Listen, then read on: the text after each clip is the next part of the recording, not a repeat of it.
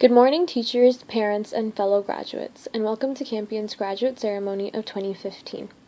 Today, I am pleased to announce that in a matter of minutes, we, the students in the class of 2015, will soon walk the stage with our diplomas and leave here today a new person. To some parents, you may know the difficulty behind achieving a diploma. To others, it is something new. I'd like to begin with a quote. You have to leave the city of your comfort and go into the wilderness of your intuition. You can't get there by bus, only by hard work and risk and by not quite knowing what you're doing, but what you'll discover will be wonderful. What you'll discover will be yourself. By Alan Alda. What you will discover will be yourself. Sounds pretty interesting. Let's take a step back. In grade 9, when we first arrived at Campion, how many of us were excited, yet nervous, scared even?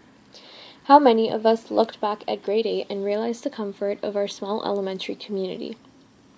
At the time, when we were in elementary, many of us recognized that we had established close relations with the individuals we grew up with, and were scared to graduate because it meant having to leave behind what had been familiar to us for the past 8 years. Take a look around. Today, we are in the same position.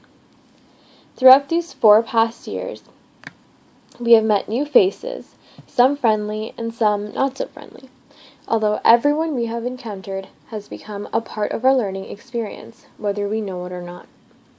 Personally, I believe that we are all in a state of a never-ending myth of the cave.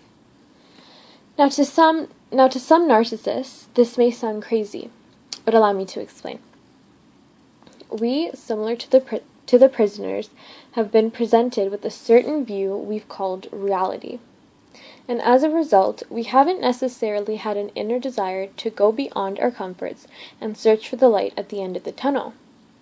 This is because we think that our reality is the light at the end of the tunnel. Today, I'd like to correct that view of ours and explain why we are in fact in a constant state of being under the cave. View the reality we face right now as the reality of the prisoners. Just simple people who live every day fairly similarly. We have the same friends as we did the day before, the same house, the same environment. Now say one of us were to escape the chains that hold us to reality and view the world beyond that point. At first, we would be at an uttermost discomfort, unaware of our surroundings. But as time passes by, we would come to adjust to such an environment and appreciate this foreign world for its advancements. When we come back to those broken chains, we wouldn't be able to help but to notice that the environment we were living in all along was in fact only but a small part of the bigger picture, not the entire picture itself. This relates to us because just as the prisoner had become enlightened in regards to his reality, we become and will always have room in our lives for enlightenment. Yes, Campion, this means that we don't actually know everything, and that there must be an enormous portion of ourselves open to new experiences and new realities. In life, there will always be opportunities for our knowledge to grow, advance, and develop, but many times we do not recognize that all of our minor enlightened experiences add up. For example, for the past few years, my favorite ice cream was Heavenly Hash, and I was extremely against trying a new flavor because it was the flavor that I preferred the best. But then my grandfather, who I am very close with, personally asked me to try his favorite ice cream, which was mango flavored. At first, I was pretty resistant because I was almost sure that I would dislike it and that it would definitely never top Heavenly Hash. But then I tried it. And oh boy, was it good. Looking back at that experience, I often wonder what other situations I have limited myself to. Although this is just a small example, it taught me one thing which I will teach you. Try always to be open to change and expose yourself to new realities. Never limit your knowledge. There will be multiple caves in life, all producing a brighter reality in the end. I encourage you today to get past your first cave, as there are many more ahead. Now, you may wonder, get past my caves? That sounds so challenging. How would I be able to do that all on my own? The truth is, we are never alone. God, our Creator, has always been with us and always will be, even if some of us deny His existence. He does not pick and choose who to accompany.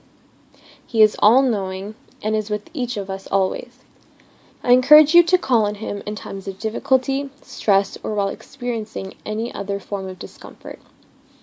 As I encourage you to expose yourself to God, I did so to one lady in my Catholic church group one day. This lady was brought to my group by one of the members. She was agnostic. The question and answer period approached, and she asked the question, how do I know if God is real?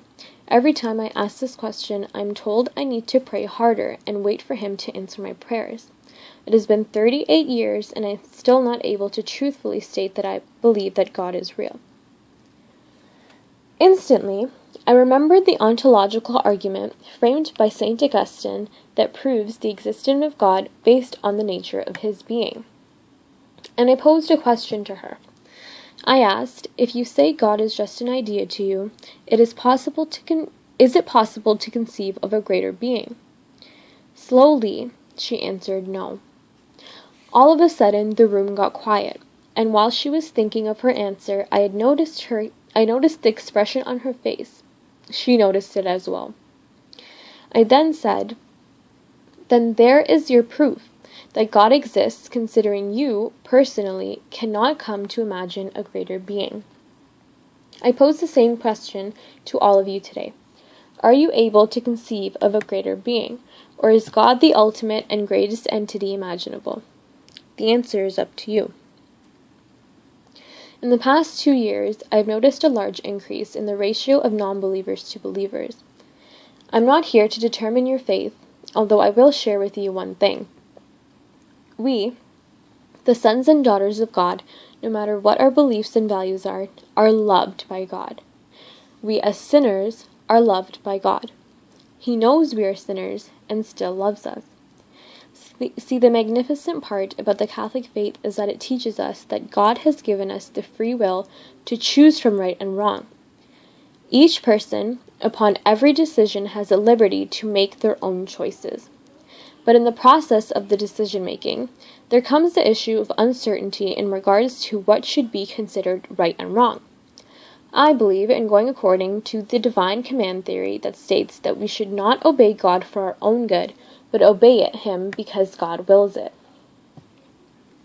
This theory is a non-consequentialist theory that states that no matter what, if we go according to God, our action is right, and if we go against God, our action is wrong. Now, people have found an issue with this in that the scriptural command theory cannot explain why God commands something. For example, if God commands something that is right, then the theory appears circular because it states that if something is right because God commanded it, then anything that God commands must be right. So if God commands suffering, then suffering is right? Many people would say no, but I'm here to tell you that in fact, yes, it is. Many times unpleasant situations in our lives arise, and we cannot help but to get upset in the midst of such experiences, like suffering. We think time and again to try and figure out what the reason behind the suffering is. The truth is, we don't know. We are not supposed to know, because if we were as omniscient as God, we would become an equivalent to Him. Therefore, the answer is not ours to hold, but His. The idea of God commanding suffering upon us can be seen as a contradiction to some, but let me clarify. God, similar to a father figure, knows what is best for us and is willing to do anything to ensure that we travel along the right path. For example, rewind back to a couple of years ago when you were a baby and got sick. Your parents, out of love, took you to get needles knowing that you would get hurt. But in the end, the needles would be beneficial to you. Similarly, God puts people in displeasuring situations with the fatherly intention of benefiting them from the experience. If someone were to ask, will suffering ever be eliminated? The question would be equivalent to asking, will sinning ever be eliminated? In both cases, the most reasonable answer is no, considering God sends suffering upon us when we are traveling down the wrong path, sinning, so that we may benefit in the long run. Unless you're me. Just kidding. Now that we have talked about suffering, the final question becomes, are we ever going to be able to find God and true happiness? I am certain that the answer to this question is yes. In fact, we will be able to find true happiness through God. We were created in the image and likeness of God, meaning that God is present within each of us. It is our duty to try and find the truth and happiness in everyone we encounter. If we were unable to find it, be the truth and happiness yourself, so that someone else might find God through you. To conclude, we are all made from one God who loves us each unconditionally. May God send His blessings upon each one of us so that we may grow and flourish into the people that God called us to be. Always remember, I can do everything through Him who gives me strength. Philippians 4:13. You, just as the person sitting beside you, have the vast potential of accomplishing great things in life. So take risks, make mistakes, and grow from everything you experience. Best of luck to each and every one of you. A new journey has just begun.